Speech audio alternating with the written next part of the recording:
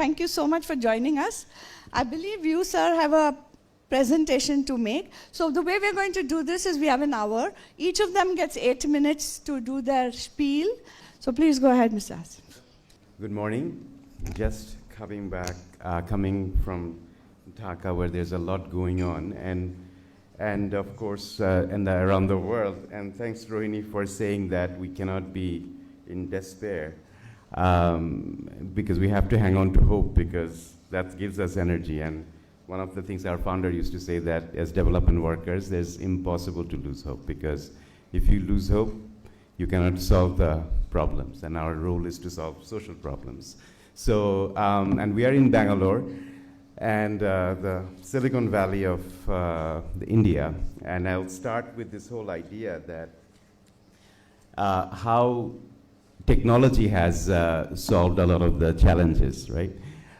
So essentially, one of the key things where we hear about technology disruptions are that it tries to addresses the friction that we face in the normal society as a whole. And when frictions are addressed, that's where a real sort of interesting, disruptive technology solution actually comes about. So when it comes to development, I think we do exactly the opposite, right? We don't put people at the center of things. So I think essentially there are exceptions, of course, but essentially I think the people that are, we design programs thinking what we think as the solutions should be, rather than going to the community. Many projects are designed by people from far away from the problems, who have spent very little time with the people they're designing with, or who have never experienced their challenges. And they're designing solutions for the people they imagined people have. And when we design solutions, keeping people at the center, we know programs work. And I'll just give you one example. A lot of you may have heard about the graduation approach of ultra poverty that BRAC pioneered, which supports people to lift themselves out of ultra poverty. And it's an example of how, when you thoughtfully actually bring people together, try to understand what they are actually going through in their lives, and try to design something which actually addresses those friction. Not just from a hard support perspective. It's not just about giving them asset or things. It's about giving people the personal agency, giving people the social visibility. And when we had this model, it's a 2-year expansion intervention, it actually came through a long process, up to 20 years of journey. And there was a lot of learning process through this. And I think one of the biggest thing that we learned through this process is that you actually do make a lot of mistakes. Even when you put at the center of it, there are things change. As Rohini was saying, that this is a sector where it's extremely fragile, and at the same time, a lot of social contexts are changing where very little control of this. But I will be happy to say that, it works when it does. 95% of the participants graduated. 2.3 million families in Bangladesh actually graduated from ultra poverty after taking this program. And the best part is that this is not a short-term thing, right? So essentially, after 7 years, London School of Economics, when they went back, they saw that not only they have not regressed, they have actually gone from strength to strength. So I spent a lot of time talking to people about poverty, talking to people about climate adaptation. But when I talk about climate adaptation, or when I hear from about climate adaptation, one of the first things that I realized that people's understanding about climate adaptation are very, very different. You ask different things and you get different answers from people. And something that often strikes me that is a very few people can truly say that they understand the lives of the people facing the impacts of the climate change. And when I say people, I say basically it's all of us. It's also self-reflection. Let's take migration for an example.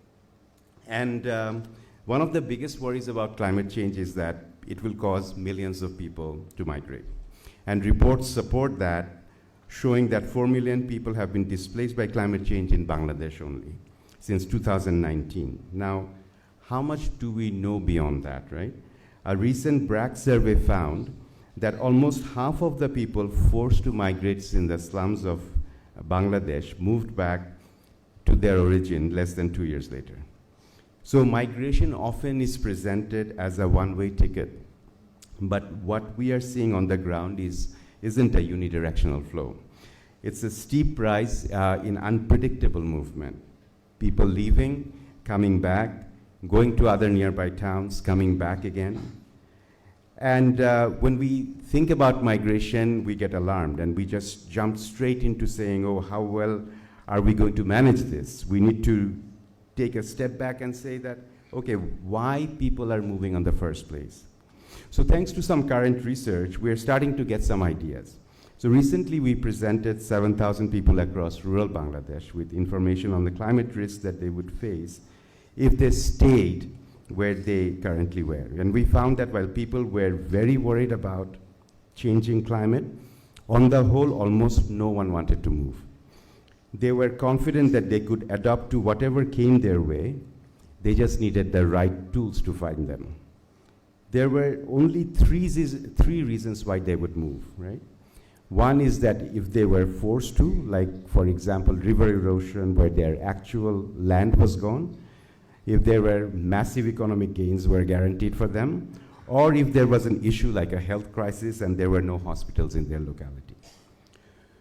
So what do we need to be doing is that how do we address these frictions in their lives so that they don't actually move? So then that should be at the center of climate adaptation. How can we provide access to climate smart services people need to, that will make people stay in their moves? A last point on migration would be, it's also a good example of how failure can be hidden. You see this woman I recently met, her name is Minara. She rebuilt her riverside home 5 climate-induced disasters until finally moving to a slum in the city. On paper, she's a success story because she's a homeowner, she's an entrepreneur with the children in school. Yet, if you spend a moment with her, all she really wants to do is go home. For all her success, her new home has never felt like home. So we have been thinking a lot about this at BRAC, about how we can better support people to adapt on climate impacts. In addition to understanding what people on the ground actually need, there are 3 fundamental areas that are often lacking, and we BRAC also are guilty of many of these. The 3 things, and first thing I would, these are, one is collaboration, the second is funding, and third is localization. So let me start with the lack of collaboration part. So much of adaptation is about work that we have been doing today is about, until now, is very piecemeal. And I'll come back to what we are how we are changing that in a bit. It's very piecemeal, incremental, and short-term. And the climate crisis, on the other hand, is compounding, overlapping, and extremely multidimensional. We are sitting in these bubbles celebrating a farmer who just got a successful yield while they're forced to spend all the profits the very next day traveling to a hospital far away because of a stroke exacerbated by a heat wave. We need to think about all these friction points of the lives in people living in poverty. We need to keep poverty at the heart of it because poverty increases vulnerability to climate impacts and climate impacts drive people into poverty. But that's not enough. Climate impacts are very complex, unpredictable, and inconsistent. So they're happening really fast, but also really slow. We have this mix of rapid onset events like flash floods, but also slow onset events. People go to the beach for a swim on their holiday and they can see the sea level rising. while women in Bangladesh are getting hysterectomies in their 20s to avoid cervical cancer because of continued exposure to saltier water. And third is we also need to be able to, from now on, in all climate adaptation program, manage continuous crisis. Just in the last 1.5 years, there were 9 major disasters, including 3 cyclones and 4 floods. And every time we had to stop work, get prepared and respond, support people to recover, and then we could restart again. So often when we are designing climate adaptation projects, we are only looking at one of these aspects. Is it going to be an agriculture work? Is it going to be a disaster work? Is it going to be supporting with the climate science work? The reality is that we need all of them together. And, but we are not talking to each other. So humanitarians are just doing the disaster works, development folks are doing poverty work. What climate scientists talking about the climate work, and that information is not coming to the hands of the farmers. So how do we fix that, right? Second is lack of funding. There is simply no money on the ground. I think there isn't even a conversation about it. Tons of intermediaries are getting set up. They have no idea what the realities are. And to unlock that money is impossible. I'll tell you one, I run one of the largest NGOs in the world. And I have not even seen even $1 million. And you know, for countries like Bangladesh or India have been so vast in terms of the need, there has been nothing coming for, so not even in millions, right? So we urgently need adaptation financing. And for that, not only to allocate and talk about it at COP, but that to show up on the ground for comprehensive initiatives. And third is basically the lack of localization as a whole. And but take Bangladesh as an example. We are about the same size as Tamil Nadu. We have got coastal areas in the south, semi and highland area in the center, wetlands in the northeast, and forests in the hills of southeast. And climate is affecting all of these areas differently. And there is cyclones on the coasts, drought in the highlands, flooding in the wetlands, and landslides in the hill tracts. And that's broad strokes. Climate impacts are hyper-local as well. They need hyper-local solutions. Some areas will need more agriculture extension work, officers, some areas will more on water solutions, and all of them will have great ideas, which none of us in this room can even imagine. The basic ingredients of a comprehensive approach will need to be there every time, but different parts will need more emphasis depending on local conditions. At BRAC, we'll be starting to tackle this, learning from all of these failures. And I think with a new integrated model for adaptation, we have sat down with people like Minara and mapped out 5 key areas. And these are, one is around actionable climate information and services, data and science translated in a way that can be understood by and acted upon by everybody, or anybody. Reliable current weather information so farmers know when to plant, but also seasonal predictions so that they can apply for finance in advance to purchase seeds or other inputs, as well as longer-term information over years and decades so that policymakers and investors can drive system-level changes. Then we're talking about climate-smart financial services, tailored insurance products to protect people from shocks, and is available to smallholder farmers, and loans with repayments plans that match seasonal calendars. Third is the climate-resilient critical services like health services, affordable water and sanitation services in a way that can withstand climate shocks. Initiatives like rainwater harvesting and reverse osmosis, low-cost, scalable solutions to meet the huge and urgent needs. And third and fourth is, of course, fixing the nationals, working with the national systems and building capacity, because more and more we are realizing that we have to fend for ourselves. So at the end, right? So, and we are also designing it in such a way, layering on top of microfinance network, that it will sustain without grant funding. So, last point is that if we want to actually now get adaptation right, we've got to start with putting Minara at the center. We've got to understand what she needs to stay in her home, then not only just survive, but thrive, then build a model that brings together expertise from development, humanitarian, and climate sectors to ensure she can access these services. Then we'll need to customize it to make sure it works specifically in her village, and at least in the start, that will need finance. Not with trillions on paper, but with millions that actually get to the ground. I'll close here. Thank you very much. Thank you, Asif ji.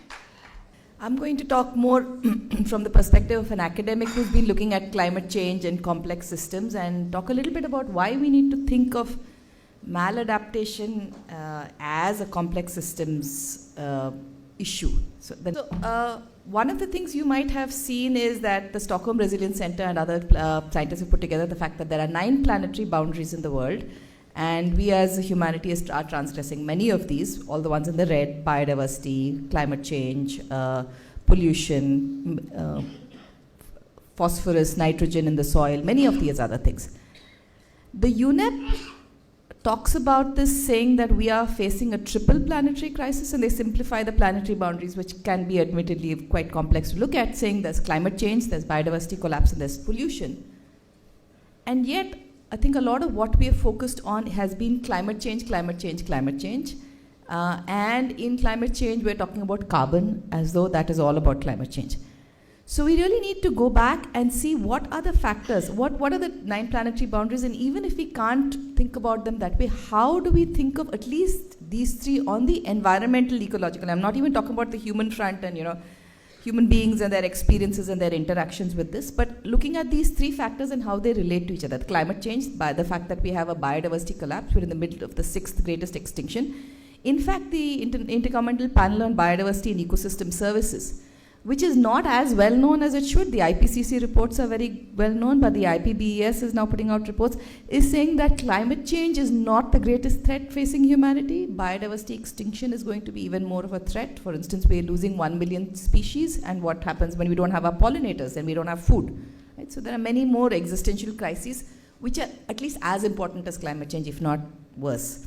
They're also interrelated, I think, in ways we don't recognize enough. This is World Resources Institute slide, talks about the fact that when you go from 1.5 to 2 degrees centigrade, you're talking about an exponential change in terms of biodiversity collapse. For instance, coral reefs, 76 to 90% are already affected. But if you get to 2 degrees centigrade, an ocean that is 2 degrees warmer than historical levels, you get 99% of coral reefs in the danger of collapse. And of course, there are coral reef scientists here who know what I'm talking about. There is also so much other stuff that is going on. For instance, sea level rise, species loss of vertebrates. You can see in every place there's an exponential impact between climate change and biodiversity. And why I'm stressing this again is the complex systems perspective, that these 2 interact in ways that we don't necessarily understand very well. And because of these interactions, any intervention we make can have unintended side effects. So here's another interaction. Pollution and climate change interact. And something we don't realize enough is that India has been spared a lot of the effects of climate change because we have so much air pollution. Because across South Asia, across many parts of China before this, we had so much soot. And what pollution, soot, sulfur does is it sends the solar radiation back. So it doesn't really come to India as much as it should, and it gets reflected back. And a few years ago, there was a lot of discussion about the fact that you had international ships moving around the world, and they had 3.5% sulfur levels in their fuel. This was reduced through international treaties. It was a success, reducing it to 0.5%, which meant that people living along the coast have much better health. Ocean life is less prone to the impacts of harmful sulfur. China similarly cleaned up its urban emissions and has really done a massive cleanup of its cities. However, especially, in the combined effect of both of these, and especially the reduction of ship emission, new research by James Hansen is saying that this has led to, this kind of aerosol pollution that we had was actually masking a third greenhouse gas related warming. And so a lot of the recent warming that we've seen in the past 2 years is apparently due to the fact that we've actually reduced ship pollution. Right? So how do we deal with these kinds of unintended effects? I think these are the questions we ask at a smaller scale when we're doing things that are local, at a larger scale when we're making global interventions. There's also social complexity. the hottest districts are the hottest districts in India where we should be planning our interventions? Or are they the districts, as we heard from Bangladesh, where people are least able to deal with heat? So there's a complicated effect here. The most vulnerable districts in India in terms of the capacity to deal with any shocks are really central Indian districts, whereas the most vulnerable districts in terms of the humidity and heat, the wet bulb temperature, actually the South Indian coastal districts. Right? So that's the kind of complexity that we're dealing with in a complex systems perspective. And it is this complexity that is leading to the tipping points that we don't sufficiently articulate when we focus on carbon, and mitigation. Right? So for instance, if you have a forest fire in Australia, it leads to more ash on New Zealand glaciers, which leads to more melting. And once those glaciers are melted, they're not going to refreeze just because you remove carbon from the air. In fact, there are a number of global vulnerable tipping points. I'm not going to go into these, but once atmospheric or ocean circulation stop, we're going to have large-scale effects on weather systems, right? And so climate change is a complex system, especially the conjunction of climate change, biodiversity, and pollution is an extremely complex system. And at the core, I think, as Rohini mentioned, was unknowability. And in management terms, as some of you will know, there's a lot of talk about knowable unknowns and unknowable unknowns. And what we're really dealing with is unknowability. Many times we talk about the fact that we need to plan what to do because how do we know that climate projections are real? How do we know that there's going to be 1.5 degrees warming? And when we have other urgent crises, scientists should wait till they have better models and they can tell us more. But the point is, these are unknowable systems. We will have to act in a world where indeed change is the only constant and unknowability is a fact of life. So the next part of my talk, I'm going to talk about how do we actually make the chances of failure less in a world of unknowability, right? So we have complex systems and wicked challenges, and we need to deal with unknowability. But as Huda was telling us in the morning, we don't have the affordability of time. We really need to deal with unknowability without paralysis. So there are 3 large challenges from a complex systems perspective. The first one is it's difficult to predict the time of collapse or the location of collapse.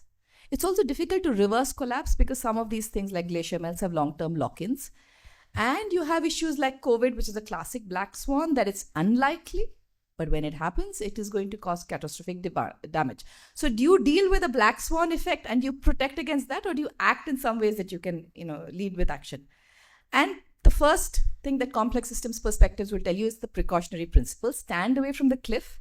That is, if you don't know the moment of collapse, but you know that the danger of collapse is real and it's got a long-term lock-in, don't go close to the cliff. Stand back, stand to the safety, and make your safety parameters a little large, which means really don't rush to scale, especially in untested areas, new areas like carbon capture, without monitoring, without starting at a small scale, without testing, without monitoring. And this is a classic, Johan Rockström slide where there's this gentleman at the edge of the waterfall. Should he be standing so close to the waterfall, or should he move a little bit back? Right? The second is when you look at complex systems, and we heard this before, there are slow and fast variables. So for instance, a classic fast variable that one could deploy is finance. A classic fast variable one could employ is technology, and we should. But we also need to change human culture. And human culture is a classic slow variable. It's very difficult to change human culture. And so how do you, for instance, on consumption or waste management, how do you change human culture? That's part of the difficulties of waste management. It's not just setting up waste to energy plants, but it's also dealing with how people view waste. And so one must invest in slow variables. And I think, again, a very classic example of failure is the smokeless chulas. The number of smokeless chula designs that have come across Asia and Africa, we should have had all of the women moving to smokeless chulas. But nobody sat with the women and asked how they cook, how their families want to eat, what they want to eat, and looking at culture and designing a chulha that fits into that culture. The second thing is, to do that, one really has to find that lever of maximum influence. You need to have interdisciplinary teams in your organizations. Typically, we have a tech team, but we don't have a tech team coupled with an anthropologist. We need to have that, and we need to have someone from the local community as part of that team. The third is that we need to rely on group shifts. I mean, there is classic literature from analysis of groups that says that if 3.5% move to adopting a new approach, for instance, a smokeless chula or composting, then it's very easy to get from 3.5% to 70%. If 30% of the people get onto the streets, then government's risen. But is that Does that true? Does it work across societies? We don't know. We have to think of those. I mean, I think 3.5% is not absolute, the 30% is not absolute, but some of those can be guiding principles that we think of in terms of investing in understanding slow variables and making those interdiscrete teams. And the third is the fact that we're dealing with very little knowledge and acting at a time of great unknowns. And there, I think we need to learn from ecology itself. Ecology has always prioritized principles of redundancy for resilience, not efficiency. So we need to build in redundancy. We need to build in adaptive management. Very often, all my friends who apply for grants and the people at the other end who give grants will also know that people want a 3-year plan where everything is specified. And I think, you were talking in the morning about mission creep. I think it's equally dangerous not to allow mission creep. Because what happens is if you have a 3-year plan, there is no way in a complex, unknowable world where you know exactly what you're going to do in year 3. I think you must have a plan, but you must allow for the fact that your interventions in year 1 and the fact that the world is changing around you will lead to changes in year 2. And so your plan should be able to adapt itself, and you should not have blueprints. You must have local adaptation. You must have no 5-year lock-in plans. You must acknowledge that the best plans can fail, context will change. And therefore, when you design, I think it's very important to design what people call safe-to-fail interventions that are modular, that can be easy to change. So for instance, infrastructure. Why are cities are the best examples of stranded assets, I think, especially in a time of climate change, because we haven't designed modular cities and safe-to-fail infrastructure. And all our infrastructure from now on should be safe-to-fail. Pieces that you can take out, new pieces that you can plug in. Otherwise, we're going to be left with these stranded assets.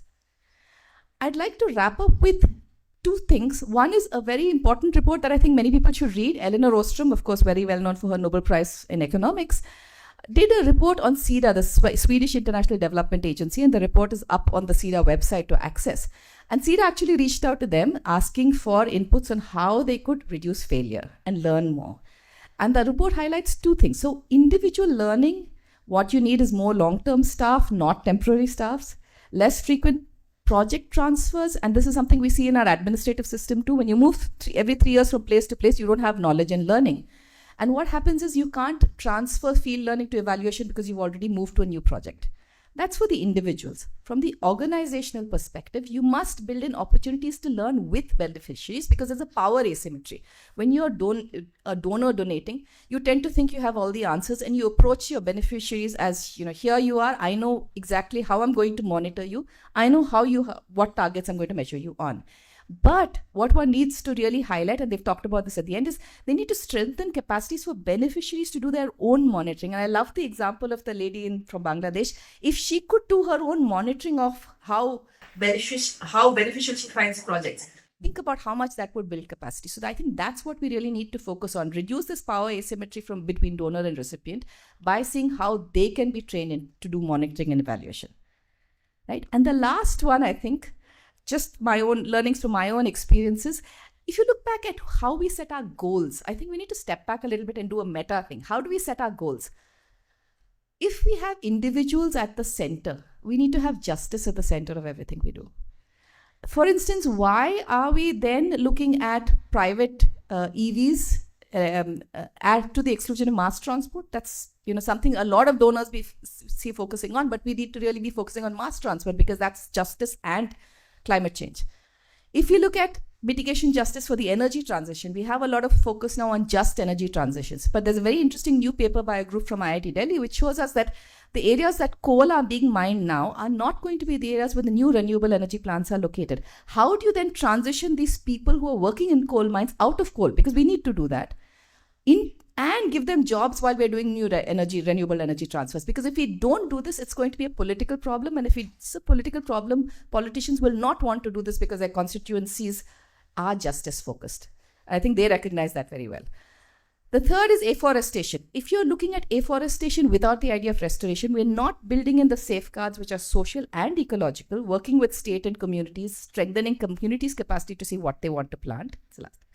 And that's very important. Other ignored areas, food wastage, nobody seems to be looking at that. And finally, just the very last area, which I find is a big no-go area, which we should talk about, and Rohini talked about that very briefly, is unless we look at the area of reducing consumption and behavioral change through policy initiatives, and unless donor agencies start asking for this, we're not going to have this. So I'll stop here.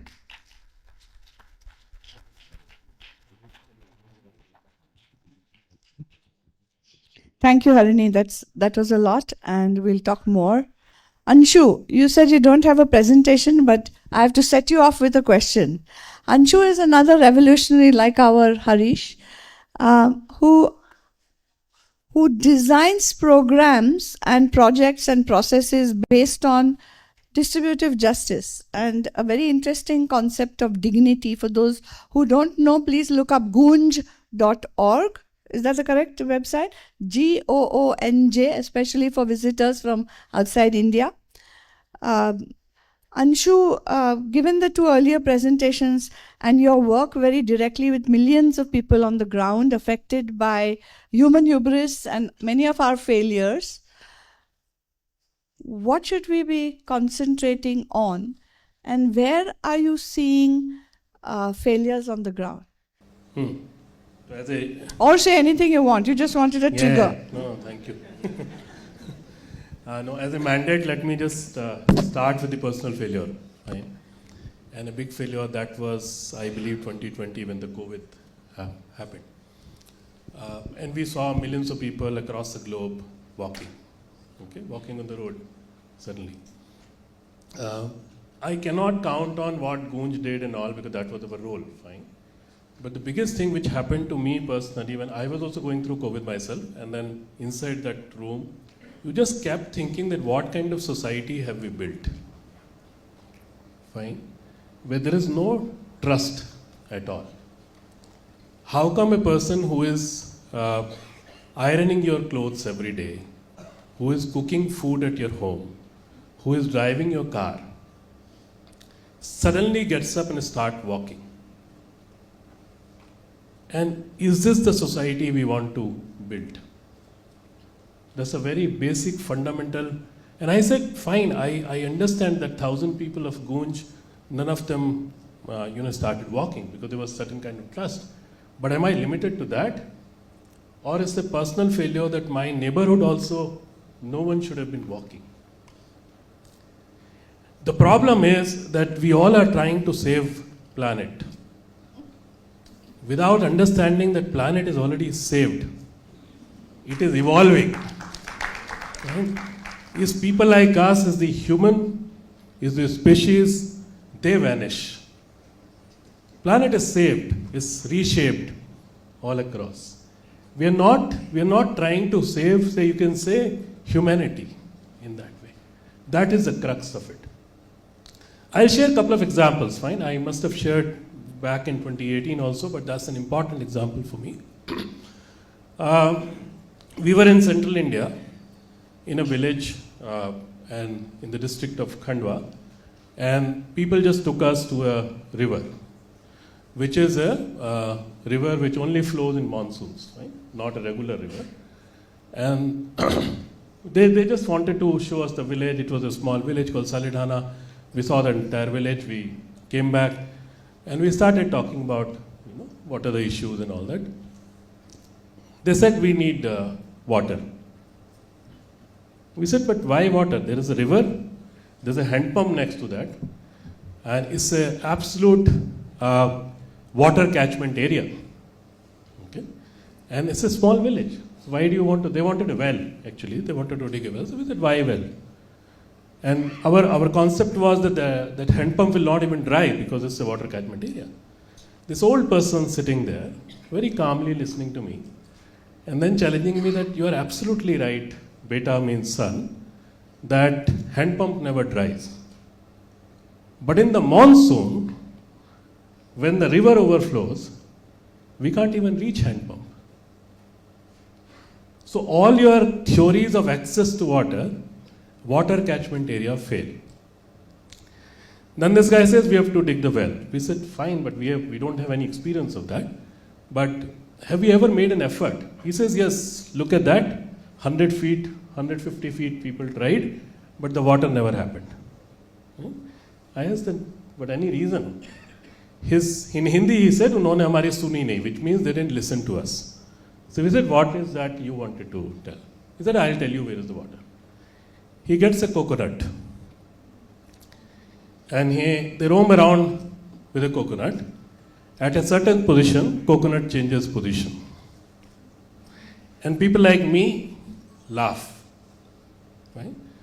Because we believe in the concept of giving fish or teaching fishing, which is such a nonsense, because that comes with an absolute arrogance that the person does not know anything. I will give or I will teach. So we come from that thought process. So I started, you start laughing, what is this? I mean, this guy is making fun and all that kind of stuff. But then you say, no, but 40 people are trusting him. Right? And don't mind it, but he's not like a consultant who will just consult and go away. He has to remain there. He'll face the consequences of it.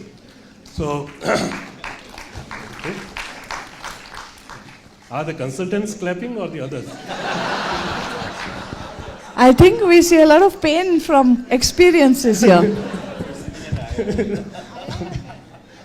So, and it was my arrogance which was stopping somewhere, because the moment a person does not wear good cloth, and that also I decide whether that cloth is good or not, whatever he or she says, I call it superstition. Right? We trust it. They dug the well. In about 18 feet, we got the water. Since then, we have been using coconut to find the water. Okay. Now, a lot of people question, no, but what is the relation? How can it happen? My answer to that is that what is the relationship between the water inside the coconut and below the earth? I give a damn. Fine? It is the role of scientists to find that. And if they are not finding, it's not the failure of that idea or that practice, it's a failure of science. It's very simple. Science has not reached there so far. Now, the fact remains, and it's a very important question for all of us, that say about 20, 30 years back, there was no technology in this case, there were no machines, but every single village in India and many other countries used to have a well. And that's how we survived, that's how we've grown. So there was something working. The problem with this world is that we are trusting artificial intelligence, which is artificial. And we are not trusting, as I always say, GRI, which is the grassroots intelligence, which is actual. Large number of solutions are lying with people. And today we are very fortunate that we have machines to top up. Right? Even if someone says, a machine can top up, machine can find out further, but at least listen to people. And that's one of the biggest failure in tackling, or especially in terms of disasters and all, from the people who are the most affected and who have who play hardly any role in creating those disasters. The second part of the failure, we were in Kashmir and we do this massive exercise called Cloth for Work. Rohini has already given the link, so you can always look up to that. But the whole idea was that how do we take care of the material poverty, not as a charity, but with a lot of dignity, where people solve their own problems and then they earn in kind, right? They're rewarded in kind.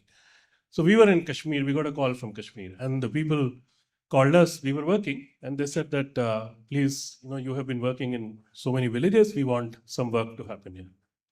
So my team went there. There's absolute remote village somewhere. They spent a few hours in going there because they had to climb up. The community was sitting, and the community, so the first thing they said that maybe, they will ask for a road. That Cloth for Work exercise, we all have to create a road. The guys sitting there, they said, no, we don't need a road. Road in any case, government will make, sooner or later. We need an akhada, which is the wrestling ground. Right? Now, there is no development work which talks about wrestling ground, Shamshan Bhumi, burial ground, and which are the need of people that we find. So we said, no, but why this? But we don't argue because we listen, because it is people need. Who am I to talk about what is need and what is want? Who am I to talk about it? It is the community which will decide what is need and what is want. Right? So we said, okay, fine, let's do it. So a lot of people got together. For many days, they created a very beautiful wrestling ground on the top of the mountain. Right? And then they started playing and all that kind of thing happened. Later on, we realized that was actually the biggest need of those people, because that was not just for the game, but it was a social gathering. this was one way of getting together 30, 40 villages together every 3 months. And when these 30, 40 villages used to get together, there was also a lot of business which was happening there, apart from social relationships and all. But it all happened because we listened. If you don't listen, you say, no, road has to happen. Then road would have happened. The problem I always feel is that, especially when we deal with the disasters, and that's what we were talking about, we are not even understanding what is a real disaster. Even today, you calculate the gravity of the disaster with the number of dead bodies. That's not the right criteria at all. You evaluate a disaster with what media has called a disaster. So when the city is affected, it's a disaster. If we would have been careful in understanding the human in the disaster in a much better way, the COVID kind of thing wouldn't have happened. The impact of COVID wouldn't have happened in that particular way. Today we have the best possible ways of saving people in Odisha or any other cyclone. But are we understanding that that has reduced the the deaths in a big way? But when these millions of people go back to their place, alive, no livestock, no agriculture, nothing to eat, you have to restart the life. But because the dead bodies are not there, the society as such is not talking about it. So I'll stop here. Any other?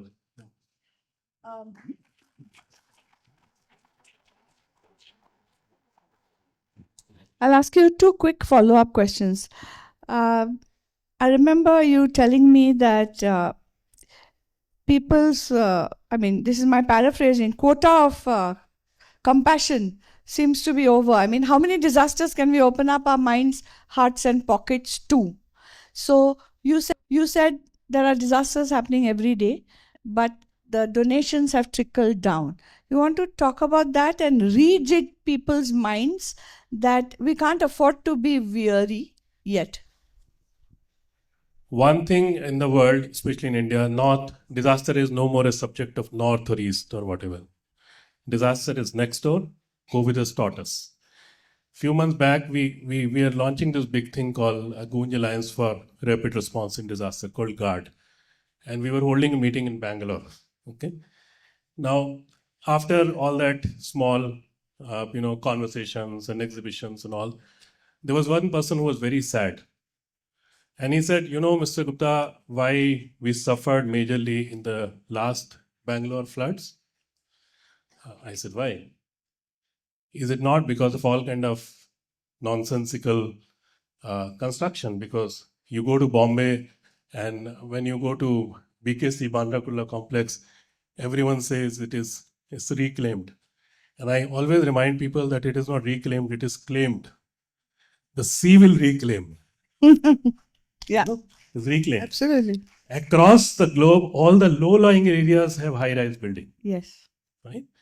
You get a road in front of your house, and after a few days, authority will or someone, your resident welfare association will come to celebrate that road, but will also tell you that now you live in the low-lying area. Right? Yeah. Although my house was safe earlier. So this guy was very worried because he said that, we suffered because we didn't have a boat. I said, in the cities, to survive, to save yourself, you need a boat. Is this the way we are thinking about it? Yeah. Can't we go to the basic fundamental things? Yeah. For years, when you talk about the floods in Bihar and Assam, the normal sentence used to be, no, but out there it happens every year, which you must have heard a lot in Bangladesh. In Bangladesh, of course. But the fact remains that if it is happening every year, is much important for us to respond to that. Correct. Right? Yeah. Because what we are not understanding, even in the sector, whether it's corporate, government, sector, as human, whether we are working on health, education, whatever issues we are working on, the moment a disaster hits people, the first issue is of the survival.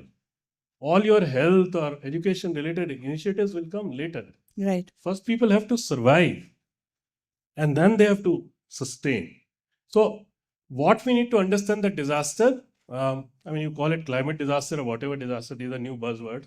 Disaster is a disaster, whether it's human made or natural. all of us need to respond. Yeah. All of us need to talk about it. Yeah. It's not a dead subject. at Okay. all. Another quick response from you. We're talking about failures, but we use failures to springboard into positive action. Otherwise, there's no point in wallowing in failure. I remember you telling me you started a campaign in the villages of India to let people understand what they have rather than what they don't have. So changing the mindset of scarcity to a mindset of potential abundance, just by asking people to count their assets, human or physical. Can you talk very briefly about that, and then I'll go to Asif for more. So, Rohini, I think we need to bring a change fundamentally in our language and the lenses, right? I mean, the fact remains that the farmers in India who have come out with 8,000, 10,000 different variety of rice, Yeah. the farmers who can, pluck two parts of mango and innovate the third variety of mango, we are still calling farming an unskilled profession, right?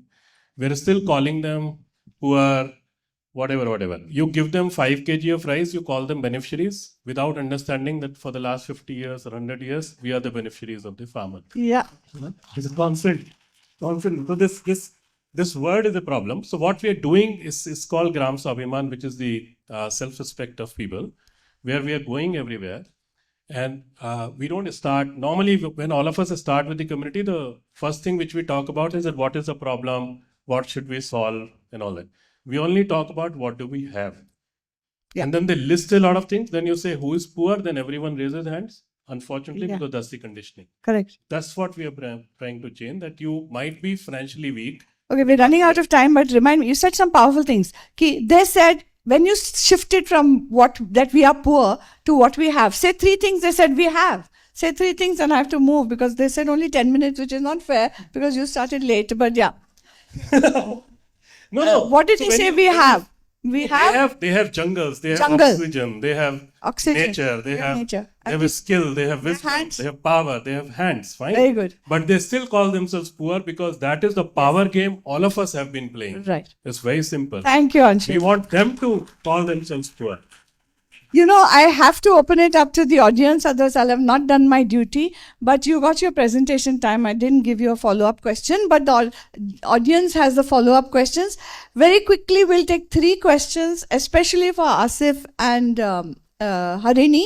So, anybody from the audience?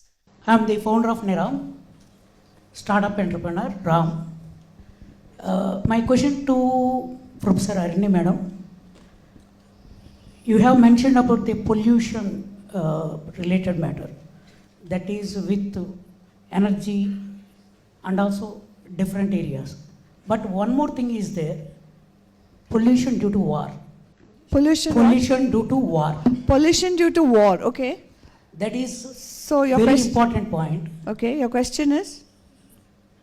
that need to be added. Okay. Great. Super. I'll take 2 more questions for Harini only. Anybody, and then so she can talk, and then Asif to close. Myself Satya from Orissa. Okay. Satya ji. Asif जी के लिए actually अभी बांग्लादेश में what is the situation actually after the this political conflict has been raised actually what is the migration situation of the minority actually to want to know about this because you are sharing about the migration. Okay. 2 more questions, and then we'll go to the panel. Question for Harini. Suppose tomorrow you were education minister. And, Education You know, minister. these topics are really important. Like, what are 3 big priorities Okay. for India? Okay, poor Harini, next. Harini, climate change has a big impact on social sector and accessibility for the last mile. How can development not be hampered at the cost of impact? I mean, in the sense, we shouldn't be impact first, but development first, I guess is the question. Anyone else for Harini? Okay, she won't have time to answer more. I'm sorry to be so brutal, but there are many others waiting to do their sessions. So maybe I do have a question for both of you, and then you get your closing comments. Asif ji, we see Bangladesh in some turmoil. You are our nearest neighbor, and I mean, we are all part of the same large family. tell us your thoughts on what would Bangladesh need, the SARC community, the community, how do we respond to your crises? And what have you all been best at? Both those things very quickly, 1 minute. What has Bangladesh been the best at, and especially BRAC? Because you are a really, really impressive organization. So these 2 questions for you. And Harini, for you, I've been reading a book which I urge you all to look at. You don't have to agree with everything, but it's called Inheritors of the Earth by Chris Thomas, who's at York University. And he argues, somewhat like Anshu did, that while we are in the 6th extinction, we don't know enough to call it the worst extinction. Nature is bouncing back in most unexpected ways. Life is responding to human development in most unexpected ways. And in many islands, for example, there are more species than there ever were. We don't know everything. We have to, of course, mitigate the worst, but not live in this idea of ecological doom and despair, because a lot of fun stuff, exciting, life-giving stuff is happening around the planet as well. So your response to that idea, and therefore how should we hold ourselves in this crisis moment? And Anshu, I'll give you 30 seconds at the end. Asif ji? Yeah. And we literally have 5 minutes left. Okay. Thank you. So it's very difficult to say, but yeah, Bangladesh is in such a, I would say it's a crunch point. You know, it can go either way in many ways, right? So, but I think in a sense it's a crisis, but it's also, every crisis is an opportunity. It's an opportunity to change a lot of, bring in some fundamental reforms into existing systems that hasn't delivered for the people of Bangladesh. But I think at the end of the day, what we are seeing globally, whether it's in the US or other places, the people are asking the fundamental question to the politicians that what have you done for me lately? Essentially, that is that Janata bread and butter question that people are not seeing, which is resulting into massive political polarization on one hand, but you also see traditionally left is, the working class group is moving to the right, right? That has happened in the US and that is happening in other places as well. So in Bangladesh, I think what we are now going through is Sri Lanka has gone through a few years ago. You asked about the question about SARC, but I think Sri Lanka has navigated this fairly well, to the point that they have had a stable election and a stable party, and the reform is going well. For us, the next step is to have an election, an elected party to come to power, and there has been some formal reform proposals that have been put in that will be implemented mostly, hopefully, by the elected government if there is subsequent political pressure. But the positive thing is that young group of people whom we thought that they were not, this is the I'm to politics generation, they have gotten very engaged and involved in many ways, right? But how do you channel this in the positive way, in the right way? That's the question, because you don't have jobs in the country as well. So that's when you don't have food on your stomach, no future, the energy can go in the wrong direction. So for all of us collectively, for BRAC and other organizations, what we are trying to focus on is this bread and butter issue, how to generate no more employment, how to work with young people. Thank you so much. I used to meet Professor Yunus at conferences exactly like this, as I'm sure many of you do. All of you better watch out, you may be required to run a country soon. Harini, your turn. So the education question, very quickly, I think our children are stuffed full of information, too full of information. They should not, I would not want to add. What I think they should actually have, and I'm going back to Rohini's opening talk, is a sense of hope. And I think that we should have opportunities in our curriculum for them to act on something that brings them a sense of hope, because they have hope, then they have agency, then they can do something. And there's something we're seeing everywhere. All the children, I think, with so much doomsday stuff going on that they see everywhere, there's a lot of anxiety. And we need to change that by a sense of hope. Rohini, on your question. So I think we have to do a few, I think extinctions will happen. At any point of collapse, there will be bounce back. But evolution, if culture is slow, biodiversity and evolution is one of the slowest processes. So if you look at the 5 last great extinctions, which is what we can go by, 100,000 years later, we will see bounce back.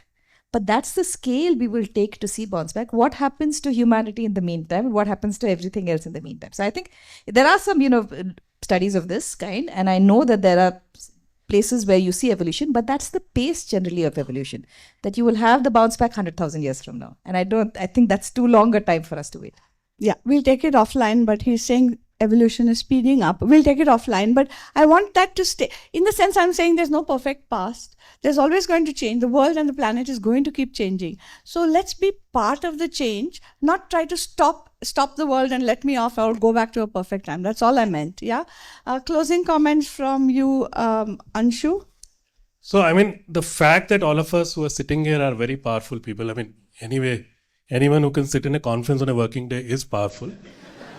Yes. So, I think it's up to us. I always call it mosquito versus malaria. Fine. It's up to us that we want to treat malaria or we want to kill mosquito.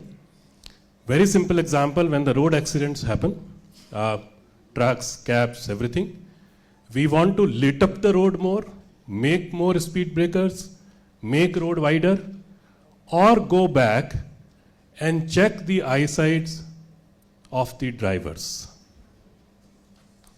Because we have a headache, we go and get the eyesight checked. Think of every single truck driver, cab driver, public transport person. Do they have the capacities or thought or any initiative to get their eyesight checked? If we do that, the mosquito is killed and malaria will not happen. Thank you.